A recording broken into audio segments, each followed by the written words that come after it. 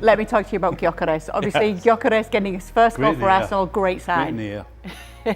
Yeah, we spoke about it yesterday, the importance of new players or incoming players having an impact early on and giving signs and showing signs of what they can bring to the new team. In this case, what is the expectation of Viktor Gyökeres coming into Arsenal? To score goals. And I think what's more encouraging than anything else is not only the header, which by itself was a very good finish, but it's the movement to get ahead of the defender to then find the header. And then beyond that, the goal by Bukayo Saka comes from the hold-up play initially of Viktor Gyökeres. So it's positive signs for Gyökeres in what was, I thought, a very encouraging performance from him, and one that if you're an Arsenal fan and you want to get carried on with, I would suppose, an initial performance, and you want to get crazy about something, it was really good from Gyökeres, really good. The strange thing about the goal is that they've got a centre forward, a goal scoring centre forward in the side, but they've actually supplied them with a cross.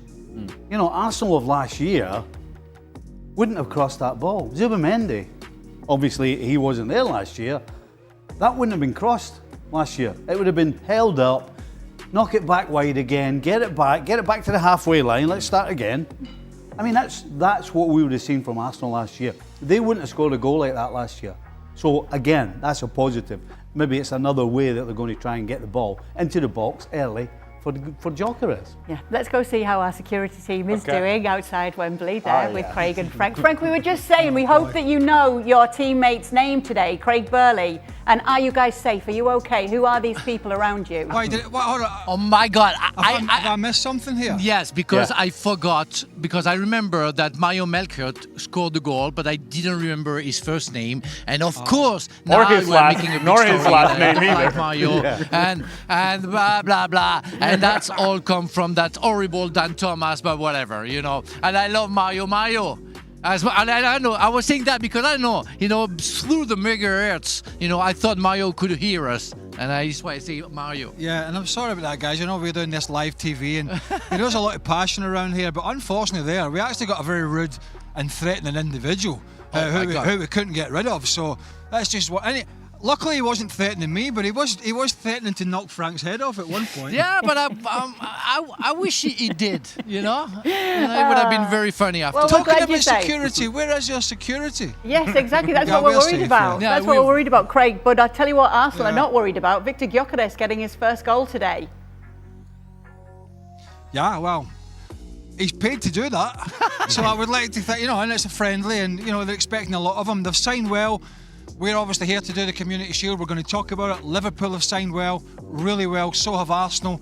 So lots to look forward to. If you're City, Chelsea and the others looking at these two teams in particular, you're thinking, my God, I'm going to have a great season if I'm City and Chelsea. And we've talked a lot about Chelsea, obviously, from the Club World Cup. And can they bring that consistency? Can that bring that quality that we saw in the PSG game? And Man City, we're not quite sure what Guardiola's side is going to turn up.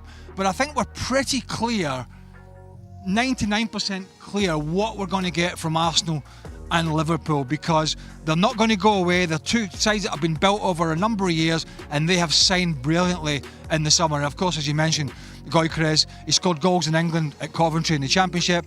He scored lots of goals in Portugal at Sporting.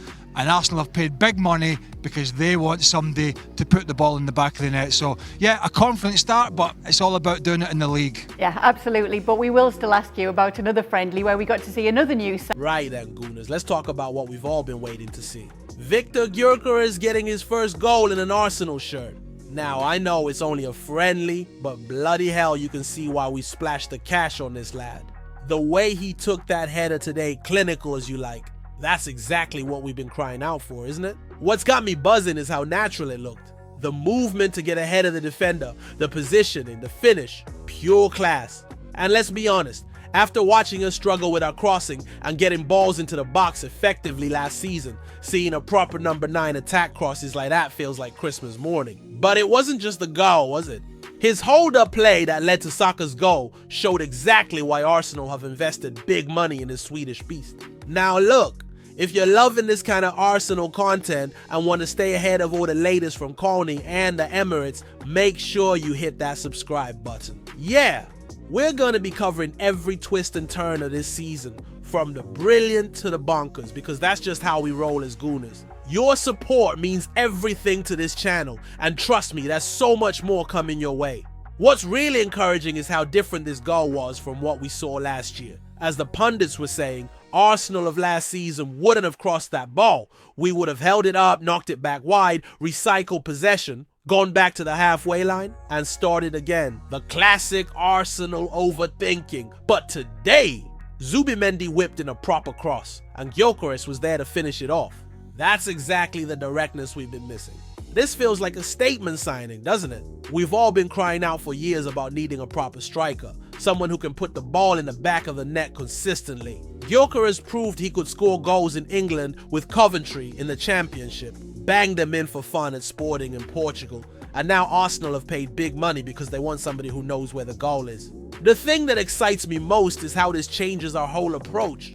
Having a target man who can hold the ball up, bring others into play, and then attack crosses gives us a completely different dimension. Saka, Martinelli, Odegaard, they're all gonna thrive having someone like Gyökeres to aim for. And defensively, opponents can't just sit deep and compact anymore because they know we've got someone who can punish them from crosses and set pieces. Look, I get it. It's only a friendly, but sometimes you just know when a signing feels right, don't you?